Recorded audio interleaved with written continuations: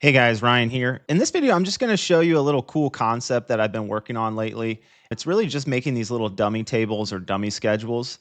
And a lot of times you want these in your projects to just hold data, just make a nice little table. The cool thing about these is they are, resizable. So you can resize the columns. And I've even kind of hacked a way to resize the rows as well. So I'm going to show you guys all of that. And you can download this little mini project that I have here if you go to revxmep.com, and I'll put a little link somewhere. All right, let's get into it. So we got this dummy table. So how do we create this thing? Well, let's go to schedules, schedule quantities, and we're just going to pick something that people don't use. I'm going to use analytical links because I have no idea what that is. I'm going to click on schedule keys, and we're going to click OK. And you can see that we have these fields, we have comments, and it automatically puts in this key name. So let's take a look at what that is. We're going to click OK, and I'm going to hold Control and zoom in with my mouse. And you can see that we just have this little, schedule with key name here. Now, to add a row, you go up here and add Insert Data Row. You can see I can just insert all the rows I need. Let's do 5. That looks good. So key names, like, it is what it is. And if you go to sorting and grouping, we can hit edit. And right now it's sorting by the key name. It's going ascending, so we can change that to descending. Great, awesome. However, I don't really need this key name field. If I go to edit, let's say I want to put my own columns. So to add a column, we have to create a project parameter. So we're going to click new parameter. It's going to be a project parameter. You can also use shared parameters, which I'm going to use in the new add-in that I'm building, because it's going to use this concept to create data tables. So it should be pretty cool. Anyway, so for now, just use project parameters. But if you use shared parameters, the cool thing is you can hide the parameters so nobody can mess with them. We're going to name this column 1. And for data type, we're going to go text and text. That looks good. And let's add one more. Let's call this one column 2. It's going to be text. Click OK. And that's good for now. And I'm going to click OK. And there we go. We got some columns. We got some stuff. We can enter in anything we want. There we go. We got anything here. We got nothing here. We got something over here. Great. And we could use key name to, do some things. We could use this column to do, sorting if we wanted to. If we had to sort a certain way, you can use it however you want. It's just text. So let's go back to edit on the fields. And if I didn't want key name in there, I could just remove it. No big deal. And then maybe, for column 1, I'm actually going to do some sorting on this. So I could do something like this. Looks good. Awesome. And then I, go to sorting and grouping, and let's sort by column 1, ascending. That looks great. There you go. So this is just a way to, create a little data table. You can also do control, copy and paste. Awesome. Do this kind of stuff.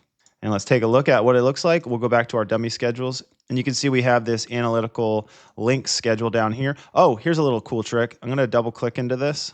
And you can see that the title is up here. So if I change this to like schedule like that, it changes the text here.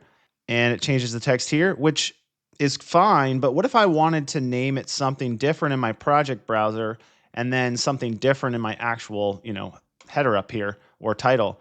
Well, what you can do is you can go to, if I click on the cell, which was, it was a little buggy, but once I click on the cell, I can click clear cell, and then I can type in anything I want. So you can see that dummy schedule stays here, but then I can type in anything for my title. Now, you have your common formatting tools here.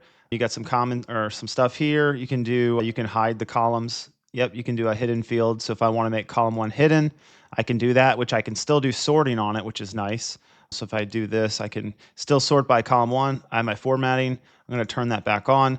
Also, appearance, you can, add grid lines. You could do striped rows. So that's kind of cool. You could show your title or hide it, whatever you want to do. And you can change the text, the title, headers, and body. So let's throw this on the sheet. I'm going to go back to my sheet. I'm going to throw in my new dummy schedule. And the cool thing about this is it kind of lines up with other schedules. And, obviously it allows you to kind of stretch. If I want to remove that space right there, I'm going to double click, go to formatting, appearance. And then let's get rid of that blank row before data. And then let's take a look at it. There we go. We have our little dummy schedule.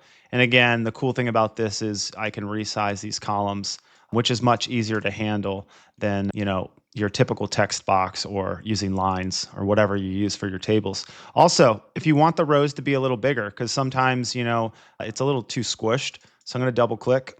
I'm going to go to edit fields. I'm going to click on key name and add it. We're going to put it at the front. So I'm going to go like that. And I'm just going to keep it here. And I'm going to go back to this. And what I'm going to do, actually, first I'm going to change the text size here. So I'm going to go to column A. I'm going to click on it. And I'm going to go to font. And right now it's 332nd. Let's say I wanted the column or the height of the rows to be a little bigger, maybe like 0.2 inches. And then we'll go back and you can see that now my column or my rows are bigger. However, you could still see this giant key name thing and that looks stupid. But what you can do, here's the trick, is if you pull it all the way over, look at that, it disappears. Look at that. And then we can click on it and zoom in and kind of just move it over. Oops, it broke. You don't want to move it over too far. Let's move it over to here. Look at that. And now you got a nice little table with bigger rows. So it looks perfect.